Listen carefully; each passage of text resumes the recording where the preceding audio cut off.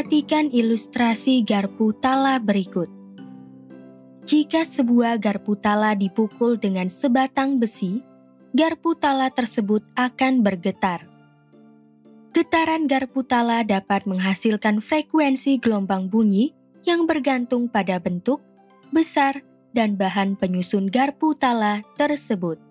Apa yang akan terjadi ketika garpu tala yang dipukul tersebut didekatkan dengan garpu tala lainnya? Apakah garpu tala lainnya akan ikut bergetar? Jika iya, mengapa hal tersebut dapat terjadi? Untuk menjawab pertanyaan-pertanyaan tersebut, kalian perlu mempelajari konsep resonansi. Mari kita simak pembahasannya pada video pembelajaran ini. Peristiwa ikut bergetarnya suatu benda akibat adanya benda lain yang bergetar disebut resonansi.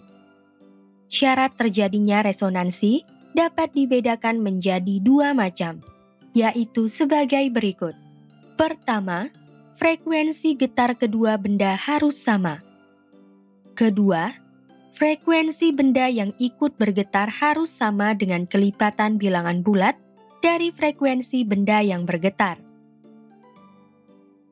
Pada video pembelajaran ini, kita akan membahas dua peristiwa resonansi sebagai berikut.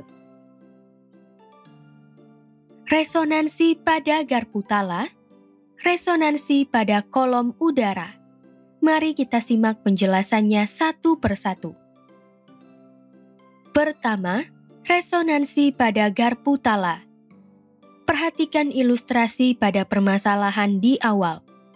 Jika garpu tala A dipukul dengan sebatang besi, garpu tala A akan bergetar dengan frekuensi tertentu. Frekuensi gelombang bunyi yang dihasilkan bergantung pada bentuk, besar, dan bahan penyusun garpu tala tersebut. Ketika garpu tala A yang dipukul tersebut didekatkan dengan garpu tala B akan ikut bergetar dengan frekuensi yang sama dengan frekuensi garpu tala A, atau kelipatan bilangan bulat dari frekuensi garpu tala A. Peristiwa ikut bergetarnya garpu tala B akibat garpu tala A bergetar merupakan resonansi pada garpu tala. Kedua, resonansi pada kolom udara. Perhatikan ilustrasi berikut.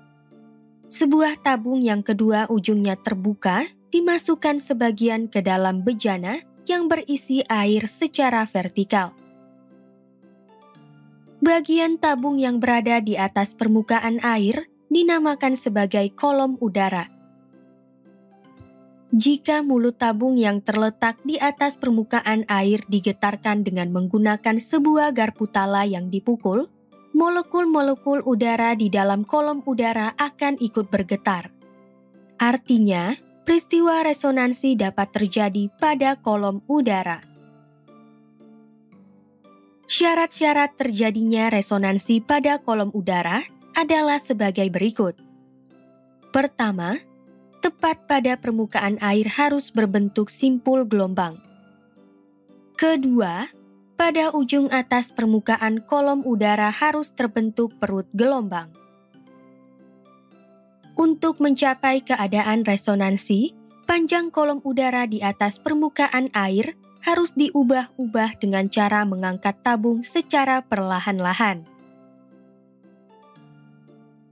Diasumsikan bahwa frekuensi dan panjang gelombang bunyinya tetap. Resonansi pertama akan terjadi jika panjang kolom udara di atas permukaan air memiliki nilai sebagai berikut.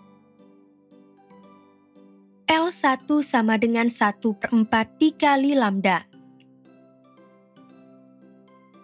Sementara itu, resonansi kedua dan resonansi ketiga akan terjadi jika panjang kolom udara di atas permukaan memiliki nilai berturut-turut sebagai berikut. L2 sama dengan 3/4 dikali lambda. L3 sama dengan 5/4 dikali lambda. Dengan memperhatikan pola panjang kolom udara pada resonansi pertama, kedua, dan ketiga, kita dapat menyatakan hubungan matematis panjang kolom udara atau L terhadap panjang gelombang bunyi atau lambda sebagai berikut. Ln sama dengan dalam kurung 2 dikali N dikurangi 1 dikali 1/4 dikali lambda yang dinyatakan sebagai persamaan 1. Variabel N memiliki nilai N sama dengan 1, 2, 3, dan seterusnya. Panjang kolom udara ke N merupakan kelipatan ganjil dari panjang kolom udara pada resonansi pertamanya. Selain itu, jika diketahui panjang gelombang dan frekuensi garpu tala, cepat rambat gelombang bunyi garpu tala dapat dinyatakan sebagai berikut. V sama dengan lambda dikali F yang dinyatakan sebagai persamaan 2. Supaya kalian lebih memahami resonansi, mari kita perhatikan contoh soal dan pembahasan berikut. Soal: sebuah tabung gelas yang kedua ujungnya terbuka dimasukkan ke wadah berisi air. Di bagian atas tabung digetarkan garpu tala dengan frekuensi tertentu. Awalnya, tabung penuh berisi air, lalu ditarik ke atas secara perlahan. Jika resonansi pertama terdengar saat panjang kolom udara tabung berada 16 cm di atas permukaan air dan cepat rambat gelombang bunyi di udaranya sebesar 340 meter per second, berapakah panjang gelombang bunyi dan frekuensi bunyi di udara? Penyelesaian untuk soal tersebut adalah sebagai berikut. Diketahui, L1 sama dengan 16 cm atau dikonversi menjadi 0,16 meter. V sama dengan 340 meter per second. Ditanya, berapakah panjang gelombang bunyinya atau lambda? Berapakah frekuensi bunyinya atau F? Jawab. Untuk menentukan panjang gelombang bunyi, kita dapat menggunakan persamaan panjang kolom udara pada resonansi pertama sebagai berikut. L1 sama dengan 1/4 dikali lambda, atau dapat dinyatakan sebagai lambda sama dengan 4 dikali L1. Dengan menyubstitusikan nilai L1 sama dengan 0,16 meter ke dalam persamaan, diperoleh lambda sama dengan 0,64 meter.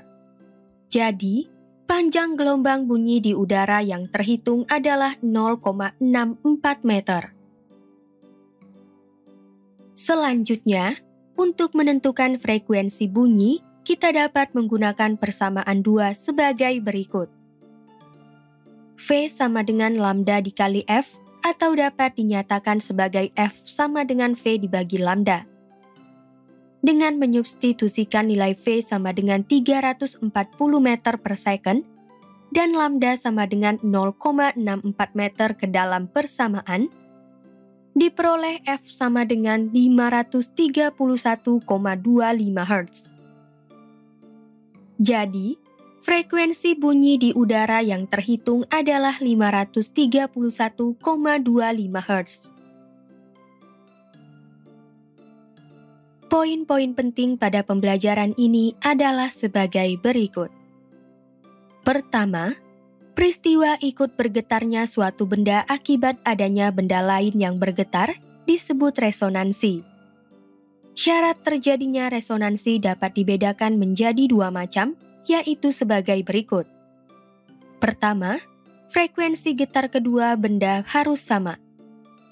Kedua, benda yang ikut bergetar harus sama dengan kelipatan bilangan bulat dari frekuensi benda yang bergetar. Kedua, peristiwa ikut bergetarnya suatu garpu tala akibat garpu tala lainnya bergetar merupakan peristiwa resonansi pada garpu tala. Ketiga, peristiwa resonansi dapat terjadi pada kolom udara. Syarat-syarat terjadinya resonansi pada kolom udara adalah sebagai berikut. Pertama, tepat pada permukaan air harus terbentuk simpul gelombang. Kedua, pada ujung atas permukaan kolom udara harus terbentuk perut gelombang. Keempat, hubungan matematis panjang kolom udara terhadap panjang gelombang bunyi adalah sebagai berikut.